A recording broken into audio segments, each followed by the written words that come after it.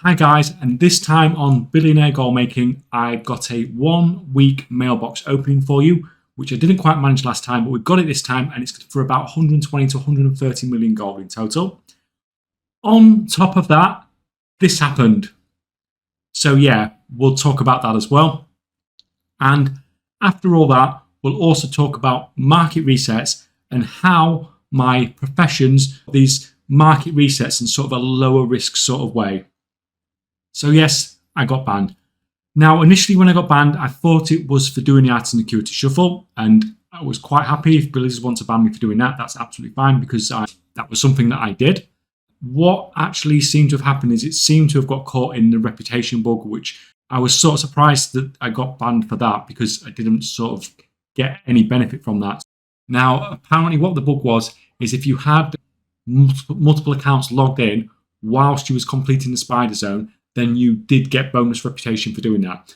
Now, what some of the world first raiders have been doing is using this bug to get higher renown and get some of the gear from the renowned quartermaster, and obviously gaining an advantage in the race to world first because of that, which is fair enough. You're sort of abusing the bug, so you're exploiting. From my perspective, I didn't buy anything from the quartermaster or anything like that. There is nothing with this reputation that benefits a gold maker. So I was sort of confused as to why I got banned for that. But that's fine. That's Blizzard's choice. Like I said, if they wanted to ban me for the Artisan Security stuff, then you know, that's fine because it's something you have done. But for the reputation thing, it was very, very confusing. I just assumed when it happened that it wouldn't be an issue because I knew I wouldn't be doing anything with that reputation. But obviously that's not the case. So I got banned. I served a 4-day ban, and that was just over the release of normal raid. So it was from the Monday to the Friday. So I got unbanned on Friday the 13th. And then once I got unbanned, I really, really needed to sell stuff because I'd stockpiled quite heavily, especially with tempered potions, healing potions, stuff like that. I'd stockpiled quite heavily going into the release of the normal raid. And now I have these massive stockpiles of stuff to sell. So on Friday, I just go at it and I go absolutely crazy. And basically, this is what you are seeing here. This is me selling that stockpile of stuff as quickly as I could. Now, you would think prices like sort of might have gone down a little bit, but it was actually okay. The prices, everything seemed to have held.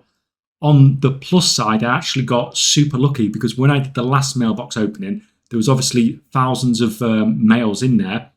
And because of that, I actually found loads of spools of Duskweave and Dawnthread, literally tens of thousands of it. And while I've been banned, the price of this had gone up by like 10 times. So actually, even though I lost a lot of gold from being banned and not being able to sell stuff, the value on that going up was really helpful and took some of the sting out of it a little bit. But anyway, this is the mailbox opening from the Friday the 13th to the Friday the 20th of September, so that week after I got unbanned. Now, to talk a little bit about market resets. So usually when someone's doing a market reset, what they are doing is buying up a large portion of a market to push the price up, and they're hoping to sell at that higher price and make a profit. Now, whenever you are buying something and you are reselling the same thing, you always need to sell it for more because you have an auction house cut to pay. So you cannot break even on what you sell it for. You have to sell for more to even break even. And when you do this on something like raw materials like herbs or ore or anything like that, the supply into the market can come back very, very quickly. I've done this before where there's been 150,000 in the market and I buy 120,000 out of the market and another 100,000 can go into the market. So you can, if you're ever going to do this sort of thing, you can never assume what is on the auction house is everything because it's not. And you never know when someone's just going to whack another 100,000, another 200,000 onto the auction house. So that's one thing to be considerate of when you're doing these sorts of things. You just need to be aware that you can't just buy what's there, stick it at a higher price, and hope to sell it at a profit because people will flood the auction house. And not only do you have to buy that initial set, you have to keep buying as well to keep the price high for a little while. And you are paying well above what you normally would be paying for this to keep the price high. Now, two things happened that were coincidental, but they've sort of not worked in my favour, but it's sort of making the best of a bad situation. So obviously my inscription worked out really well on the 0 to gold cap in 5 days video.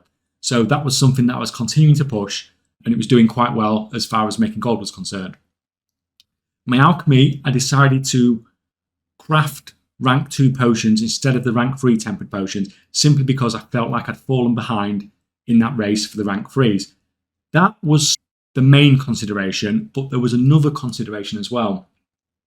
So the materials that go into a boundless cipher, which is the main thing I am selling with inscription, are microbloom, lure drop, and a raffle spear. And the materials that go into a tempered potion are microbloom, lure drop, and a raffle spear. So you have 2 things that you are selling at in huge quantities, or can be sold in huge quantities, and they have basically identical materials going into them. So why is this all beneficial? Now, some of the reason I decided to go with rank 2 tempered potions was because I'd noticed that they did have identical materials, and this can be really useful. So what it means you can attack a herb market. So you can do sort of like a market reset, but the difference is because you have these profit margins on multiple items, it means you're turning what you craft into a profit margin. Let's say you want to reset a market, like one of the herbs, say lure drop. Say I buy huge quantities of the herb, and it pushes up the crafting cost on both the boundless ciphers and the tempered potions. And I've slightly overpaid the odds because I've bought in such quantity. So I know it's not going to significantly affect me, because I know I can still sell these at a profit, even paying that little bit extra to reset the market. Now, what the strategy does, and I sort of did this last Tuesday on stream, what you can do is you can do a market reset on some of the materials that go into the items that you are crafting at a profit. And this is what I'd done in this situation. So on that Tuesday on the stream, I'd done a mini reset on lure drop and the raffle spear, taking huge quantities off the market. Normally when you're doing a market reset, then you are desperately trying to sell that quickly at the new higher prices. When you do it the way I do it, it's a bit weird, because what you're doing is you're taking those herbs off the market, you are crafting them into something, but you are not listing that stuff on the auction house. And this sounds bizarre. So you've done the reset and then you're not chucking stuff on the auction house. But what ends up happening is if you have something shifts in huge quantities on the auction house, what will happen is they'll sell out, and then CraftSim will tell them that it's not profitable to craft it anymore because you've pushed the crafting cost up so much. And what happens is over time, the amount available on the auction house just gets smaller, smaller, smaller, smaller. Now, what you saw on the stream last Tuesday was the price of boundless ciphers went from 500 gold, and at this point, my crafting cost was about 370 gold, including the extra cost it required me to craft these while doing the market reset. So I was already at like 130 gold profit. Now, I was aiming to get the cost of boundless ciphers over 1,000 gold, and we did temporarily get there, but mostly on that particular stream, we seemed to stick around the 750 gold mark. Now you think, 500 to 750 gold, I mean, that's fine, but it's not amazing. But you think I've gone from 130 gold profit margin to basically 3 times that profit margin. So from doing this little trick, the amount of profit I'm getting from my boundless ciphers has gone up significantly. And what happens as well is there tends to be less people in the market when you do it this way, because you've sort of knocked them out the market by whacking up the crafting cost so high. And the other now it does get to a point when the price goes so high on something that then it starts becoming profitable again for them to craft, and they'll start crafting. But the thing is, it takes some time to craft and get back into the market. And by the time you've done that, hopefully you've sold off a lot of your stock because you've not had the competition. By having this situation where I have alchemy and inscription, who are both using the same herbs, then I can attack these herb markets whenever I feel like these herb markets are vulnerable to being attacked. And sort of you can take a huge chunk out of the market, do these resets, and hopefully push up the price. And you can use either this. You can do it for either the tempered potions or the boundless ciphers. Sometimes you even get to a situation whereby you're actually selling the boundless ciphers or the tempered potions and you're not even making a profit. You're just selling them at break even, but you're just doing it to take the herbs out of the market, to push up the price of the other one and make higher profit margins. So it's really useful to be in a situation whereby you can do these sorts of resets by using multiple professions that are using the same things. But obviously, in order to do this, they do need to be crafted profitable. There's no point having something that you can craft like this and you're not crafting at a profit. So that was just a little bit I wanted to talk about, talking about market resets, how you can do things a little bit differently. Like I said, tried to do it on stream. I tried to get it over 1,000 gold. It didn't really work. It got to a point where I had to sell my stock because it got so late already, because the servers were so late coming up on the US again. But yeah, it sort of worked out. Tripling your profit margin, is never a bad thing. That was basically it. I just wanted a quick talk about market resets and sort of how you can do things a little bit differently. And like, if you are resetting that market, it doesn't necessarily be about, I need to sell these herbs or these ores or whatever it is you're buying. You don't need to necessarily sell that, but it can have a knock-on effect in other things you are selling. And you can sort of semi-manipulate the market into working to your favor by sometimes letting other people sell out of stock. It doesn't always work, but at the end of the day, even if the price of, say, the boundless ciphers had come straight back down to 500 gold, I'm still selling at profit.